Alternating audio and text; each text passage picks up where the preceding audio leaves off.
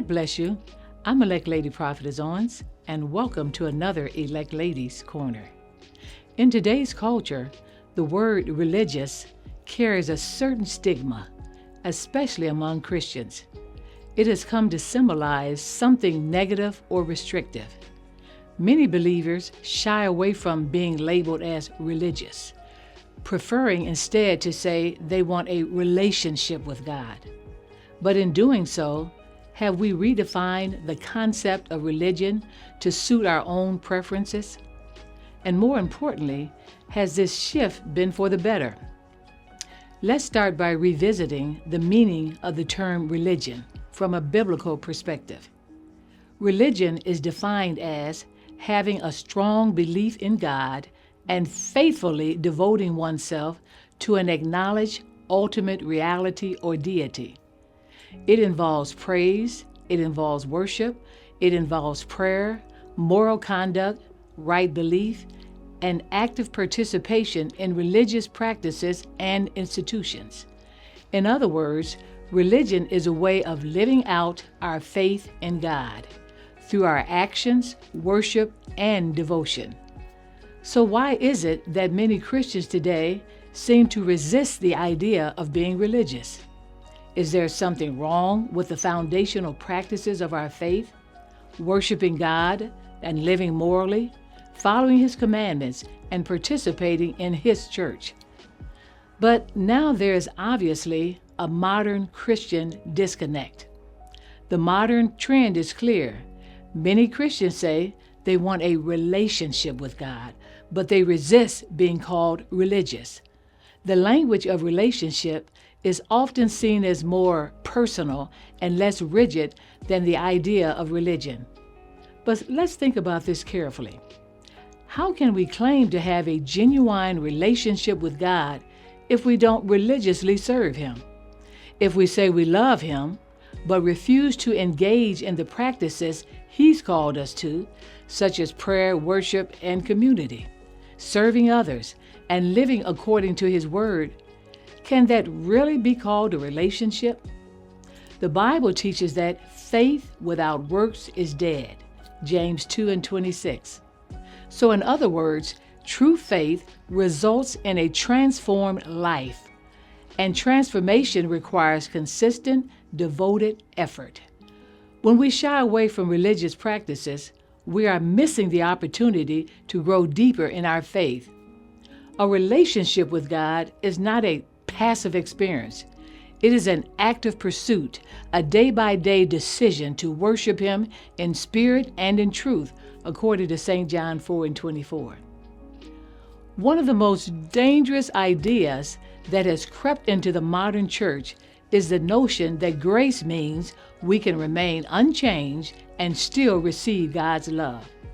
Yes, we are saved by grace, not by works, according to Ephesians 2:8-9. But this does not mean that grace excuses us from living according to God's commands. Grace is not a license to sin, but is the power to live righteously. In Romans 6:1-2, Paul asks, "What shall we say then?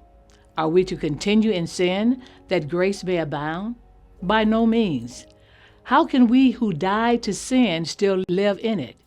True grace is supposed to change us.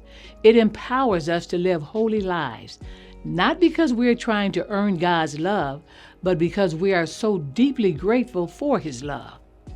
We should obey God because we love Him and we want to honor Him and not just stay the same and expect Him to accept us without any transformation. Jesus' call to His followers was never to simply believe in Him in a passive sense, but He called us to take up our cross daily and follow Him. That's Luke chapter 9, verse 23. Now, this is not a suggestion, it is a command. True discipleship requires a life of sacrifice, commitment, and devotion. It means to align our will with God's will and seek to honor Him in all that we do. If we ignore this and only focus on believing in Jesus, we risk cheapening the very essence of what it means to be His follower.